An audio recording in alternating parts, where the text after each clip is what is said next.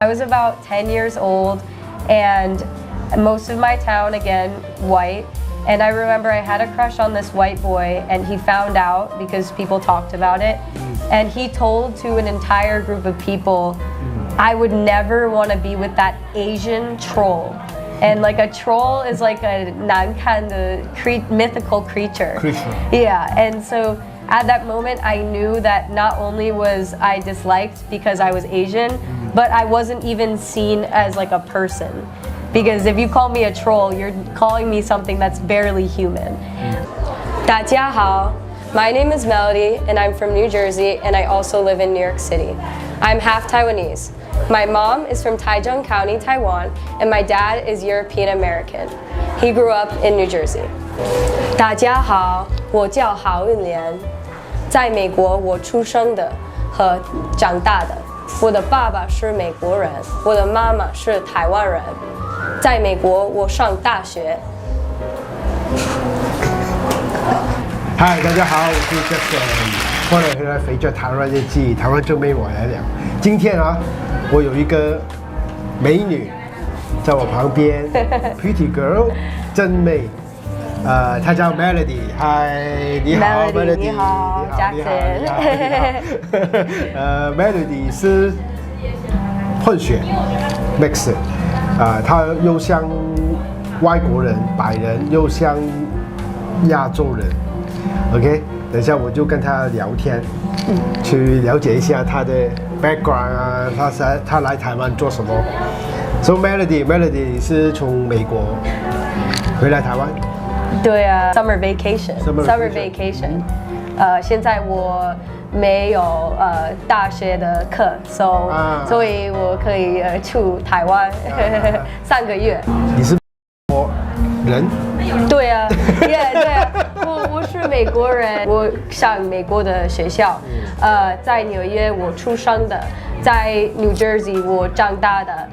我的爸爸会说一点中文，因为他毕业后出台湾上工作哦，所以在台湾他跟我的妈妈出去玩 ，so they meet in Taiwan and 我的妈妈会说英文，我的妈妈想跟我的爸爸去美国 ，and my parents both met mostly as Christians at the church and in Taiwan. So my dad liked going to Taiwan because he could practice his religious beliefs, and eventually they both moved to America with each other. I'm 20 and then my younger brother. Yeah. 20岁 Yeah.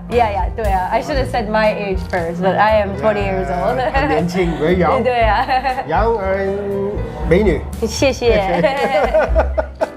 刚才啊 ，just now talk to you， 跟你聊天，你说以前因为你是mixed， 对啊。以前你年轻 when you were young， 你有一些 like identity problem or 对啊 racism or discrimination， 对啊，歧视的，你可以简单讲一下what happened， 对啊，你可以讲一些 example， 因为可能some 台湾人就不明白 ，they don't understand what is racist。对啊。因为台湾，我觉得是台湾 don't have racism。Yeah， 文化不一样。So when I was younger, I looked at the statistics of my area, the town I grew up in, and when I was going to the local school, 4% of the people in my town were Asian. Everybody else, New Jersey. And most of the other population, though there's Hispanic, Black people, and other races, more and more ethnic cultures, my town specifically had white people. So growing up, when it came to people naming the different races in my town, when it came to the Asian list, my name was up on that list because, you know, there's not a lot of Asian people. So people always identified me as an Asian person rather than white, which is completely different from nowadays because more people identify me as a white person. But growing up in the town I live in, because there were so many, there was a lot less Asian people. I grew up in an environment where I often heard very racist things towards me and my mom, whereas I would get, racism about my looks. When it came to events where people brought their parents to conferences or the parents picked them up, my mom was always one of the only Asian in the school. And so when it came to talking to my mom, she had a Taiwanese accent. She did sound a little bit Asian, despite having been learning English. So that was always a factor that a lot of people took into account. Some people appreciated it, but I would say at the time being racist was funny, or people didn't know much about it. I do think that the things I experienced as a kid are very different from what most Asian kids in my town now would experience, especially with the internet and education and more immigrants coming into America and wanting to understand those different cultures. Any example, like people laugh at you or mock at you? When I was about 15, 16 years old, I went to this boarding school. There was this girl who was my roommate, and there was a time where... She was white. Yeah, she was white. And I remember I had a friend who was learning Chinese, a white friend. And she was practicing her Chinese, and this girl starts, mocking, being like, "Oh, is that Chinese?" And, I was nearby, so I was listening. And I told her, I'm half Asian, I'm half Taiwanese, but heritage-wise, I'm Chinese. And this girl, at the moment, stretched her eyes out like this, and she went, "Ching tong ding dong, ching tong ding dong," and did this for about 2 minutes straight. And I remember, yeah, and just looking at her Chinese homework, the other girls, and just saying this in front of me, like laughing.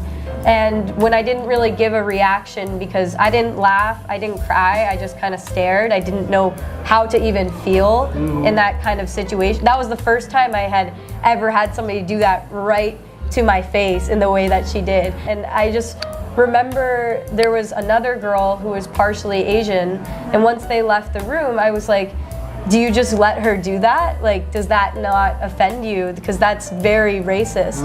And the girl kind of just said, that's just how it is. And I just remember that, like, a lot of situations where there was racism after that, people would say that's how it is. I think in the past few years after COVID, that changed a lot with different movements, supporting different racial groups. I think that changed a lot. But I remember at the time when COVID was becoming a problem, anybody that was Chinese at that school, I remember there were white kids, this is the same school with the same population, they would be like, "Are you Chinese? Are you from China? Stay away from me, I don't want your COVID. I don't want your coronavirus." Even though those Chinese students had been at the school for months. For a long time. They hadn't even gone back to China for several months. So it's like, how would they get this virus? I was about 10 years old, and most of my town, again, white. And I remember I had a crush on this white boy, and he found out because people talked about it. And he told to an entire group of people, I would never want to be with that Asian troll. And like a troll is like a mythical creature.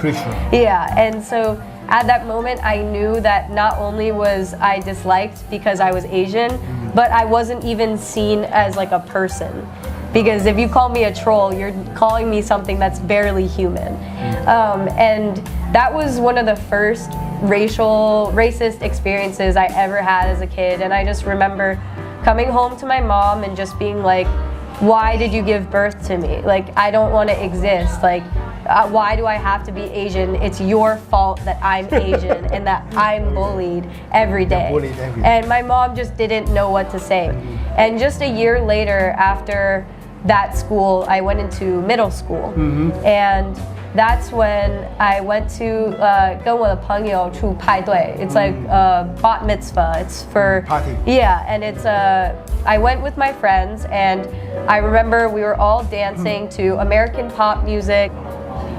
And I was in the middle of the dance floor, and there was this girl with another group of kids looking at me and kind of giving me like a gross look, kind of obviously talking and saying very bad things about me. But I just shrugged it off. The next day when I went to school, a group of kids came up to me and they were like, "Do you know what she was saying about you?" And I was like, "Well, I knew she was saying something bad about me, but I don't know what." And they said, "If we tell you, you can't get mad because you're not gonna like it." And I said, "Just tell me what she said." And this girl, just watching me dance and have fun with her friends, said, "Is that Melody? Isn't she Asian? Why is she dancing with all those white girls like that? She's Asian, like, what is she doing?" The implication was because I was Asian, I didn't have a right to dance as, you know, as crazy as I did with the other white girls, and that I was out of place by being with them. And I remember crying when I heard that from people, but I remember after that, I just felt like I couldn't even be comfortable liking a boy, going to a party to have fun. I have so many other experiences where I'm the only Asian person, even though I'm half, even though I'm mixed, I was the only Asian person in the room and heard extremely disgusting things being said about Asian or Taiwanese or Chinese people. And I just kind of had to sit there because I was the odd one out.